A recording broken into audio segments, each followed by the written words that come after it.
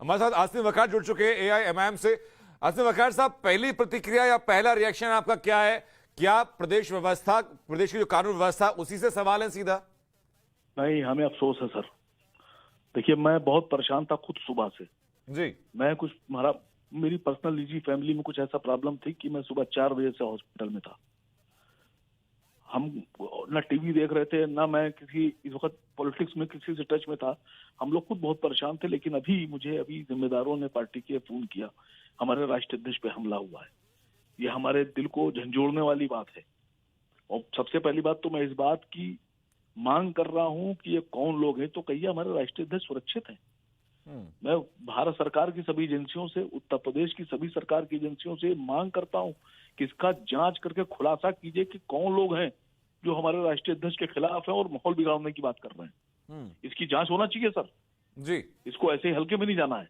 जी हमला किस तरह से किया गया? मुनज्जम तरीके से राष्ट्रीय अध्यक्ष की कार के टायर को पंचर किया गया, पहले गोली मारकर टोल पर।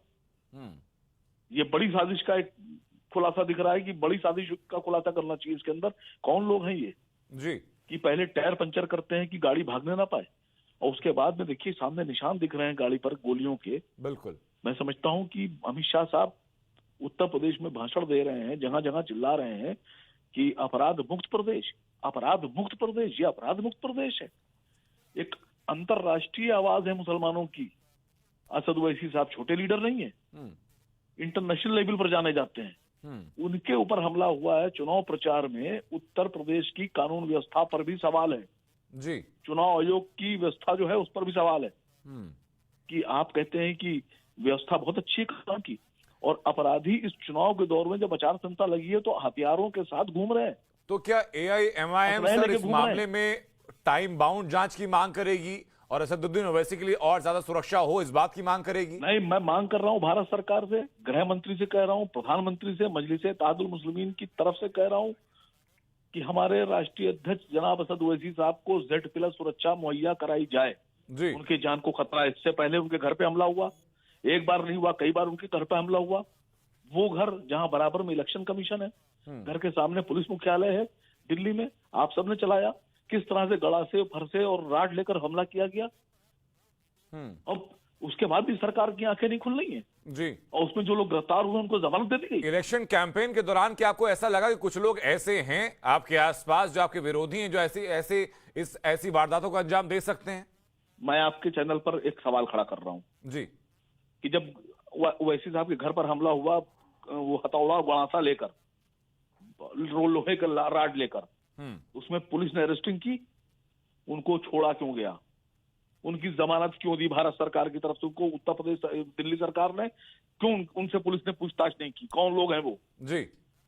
एक बार नहीं, दो दो तीन तीन बार उन पर हमला किया जा रहा है, उनको धमकियां दी जाती हैं, और आप अब हद हो गई।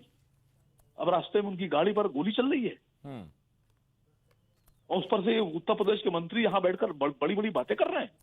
हाँ, नहीं वो तो ये बात कह रहे हैं सर, में भी आप हैं, वो तो ये बात कह रहे हैं। मोहसिन रजा हमारे साथ थे। मोहसिन रजा कहना है कि इस मामले की तुरंत जांच होनी चाहिए और तुरंत ये पहचान होनी चाहिए कि कौन लोग हैं इसके पीछे और कौन लोग वो हैं जो कि हमला कर रहे थे।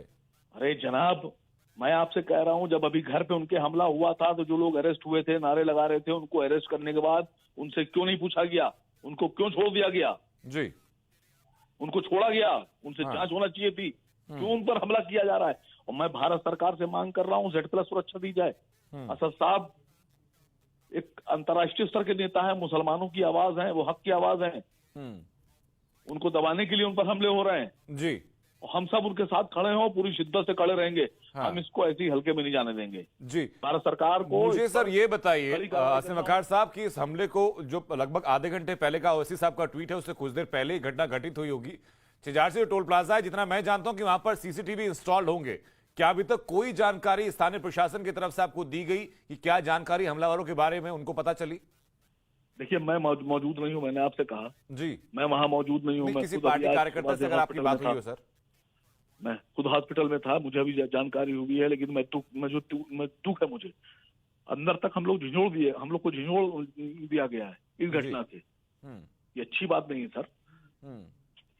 हालांकि हम उम्मीद करते हैं सर आपके जो परिजन इस वक्त अस्पताल में हैं वो जल्द स्वस्थ हों, लेकिन इस बारे में भी जानकारी लेना आपसे जरूरी है, तो अगर किसी कार्यकर्ता से आपकी बात हुई हो।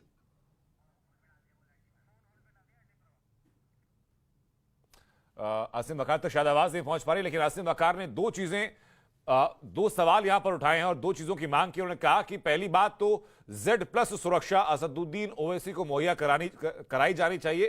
उन्होंने कहा कि वो अंतर्राष्ट्रीय स्तर के नेता हैं और मुसलमानों की एक मजबूत आवाज है। ये कहना है आसिम वकार के कि असदुद्दीन ओवैसी मुसलमानों की एक मजबूत आवाज है और एक अंतर्राष्ट्रीय नेता है, और उनकी गाड़ी के ऊपर अगर उत्तर प्रदेश चुनाव प्रचार के दौरान हमला होता है तो ना सिर्फ प्रदेश की कानून व्यवस्था के इकबाल पर सवाल खड़े होते हैं, बल्कि चुनाव आयोग की तरफ से जो प्रदेश में कानून व्यवस्था बेहतर करने के इंतजाम किए गए हैं वो भी संदेह के घेरे में आते हैं।